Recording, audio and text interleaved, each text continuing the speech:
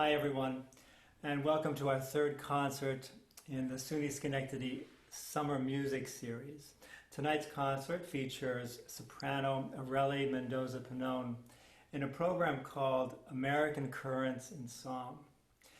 Now, not all of the composers are American, but all of the songs are written in the 20th century.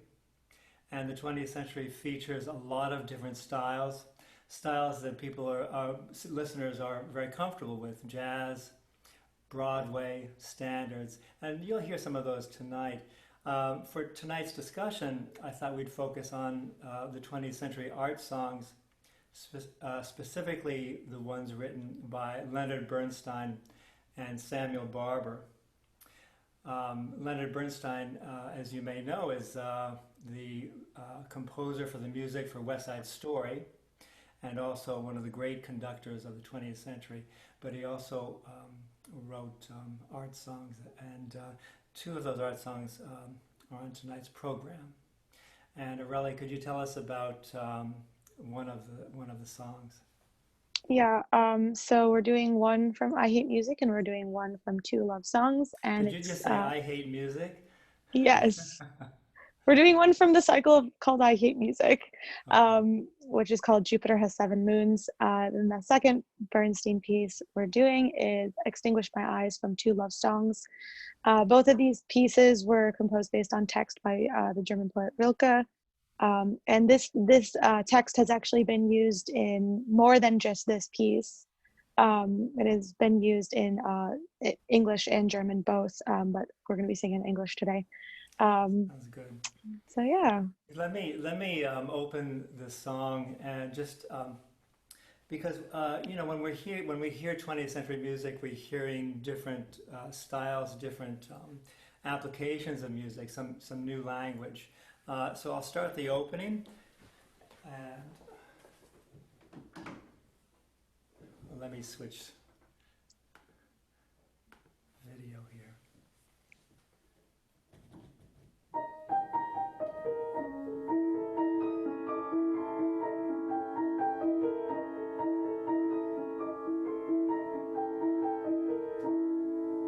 So we have something gives it a very eerie quality, right? Really, could you explain what he's up to, what Bernstein is using, what technique he's using for this piece?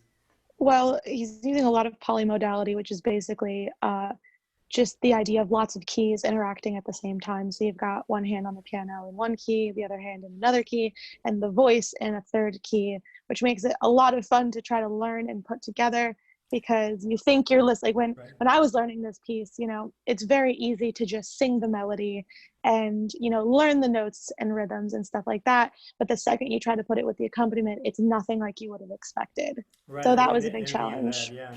Yeah. So, in even to be more specific, in polymodality, my right hand is playing its section in E flat major.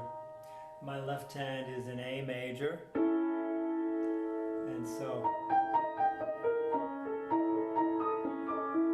then at one point, yours is in C major. Yeah. When it starts out. Not only polymodality, but cross rhythms. Yeah. The Oh opening, yeah.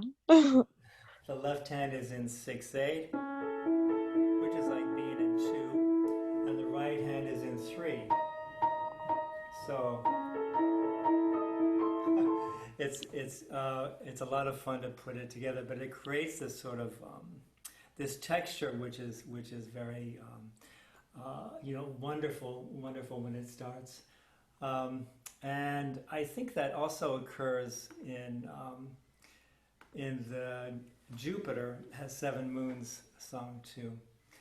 Even at the very end, I believe he's in. He ends the piece in F major in the right hand, but D flat major at the end. So he seems to be really into that idea. Yeah. Okay, I know you'll enjoy those songs. Let's move on to the Barber, which this is from a set called the Hermit songs. We're doing 4 of those, right? Yep.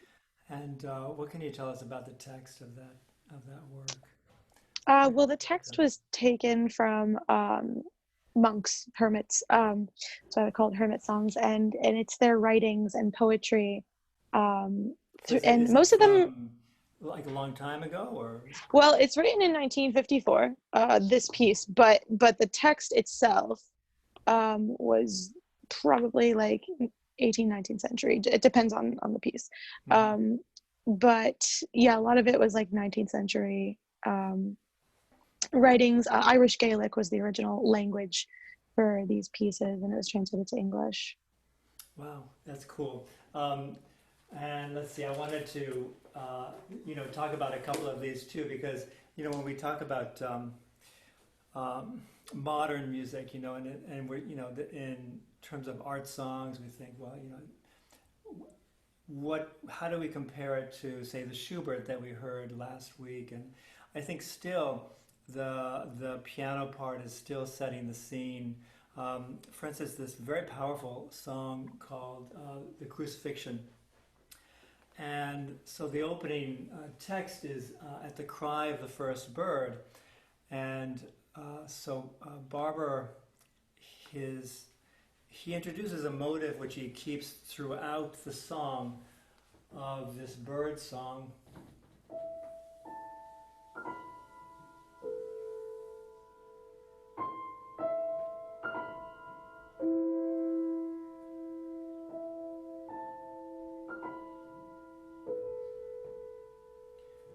And the text is really heart-wrenching.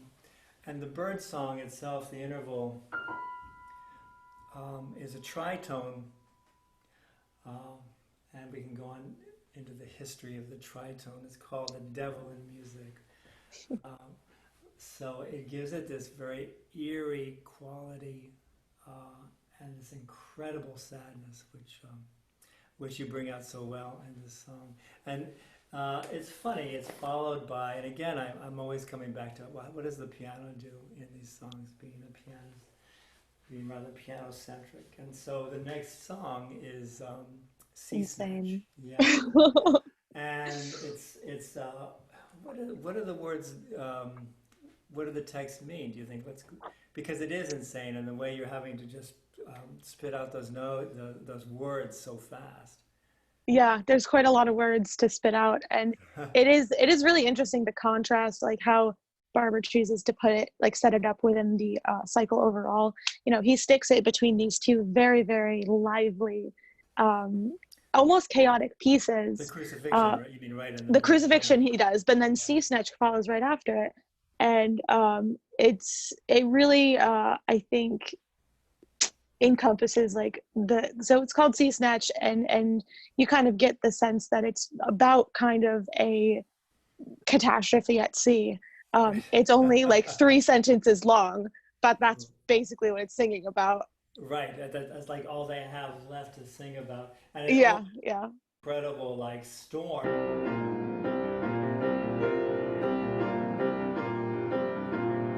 etc.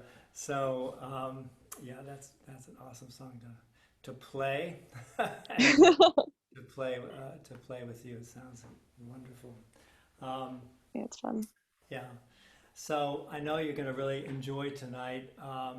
We have a couple of surprises for you as well. A guest artist is going to come.